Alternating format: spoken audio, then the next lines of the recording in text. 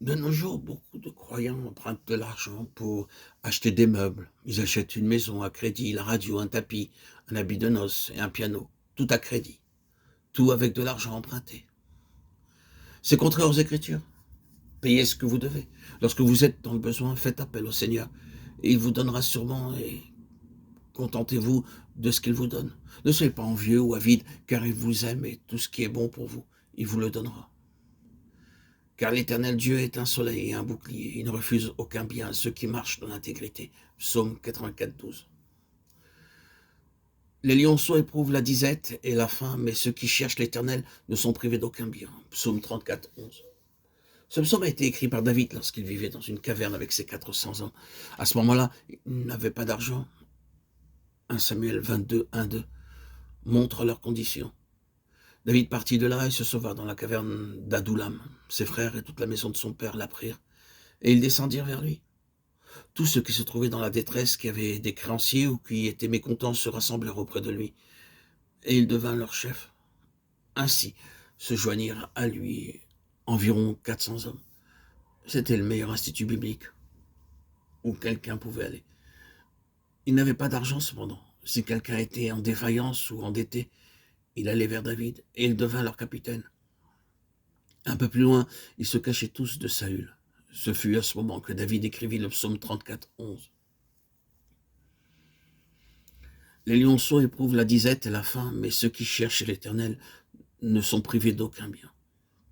Je peux imaginer ces hommes voyant les lions rugissant dans la vallée parce qu'ils n'avaient pas de nourriture suffisante. Mais pour David et ses hommes, la nourriture suffisante était fournie par le Seigneur. Si les événements les maintenaient dans la caverne ou qu'ils ne pouvaient pas faire le marché par manque d'argent, Dieu continue à fournir de la nourriture jour après jour à ces 400 hommes de la caverne afin que David puisse dire « Les lions souffrent de la faim. Je le vois chaque jour. Mais nous ne serons privés d'aucun bien. Comptez sur Dieu et il pourvoira sûrement à vos besoins. » Le Saint-Esprit est appelé l'Esprit du Fils et nous sommes les enfants de Dieu. Nous lui appartenons et il doit subvenir à nos besoins.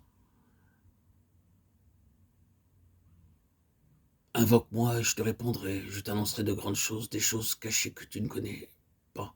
Je suis l'Éternel ton Dieu qui t'a fait monter du pays d'Égypte. Ouvre ta bouche et je la remplirai.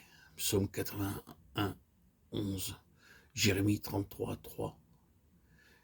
Il est mon Père céleste.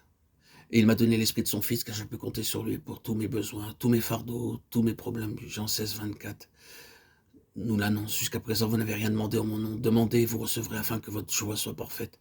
Demandez-lui. Il n'y a pas besoin de mendier ni d'emprunter. Ne devez rien à personne si ce n'est de vous aimer les uns les autres. Car celui qui aime les autres a accompli la loi. Romains 13, 8.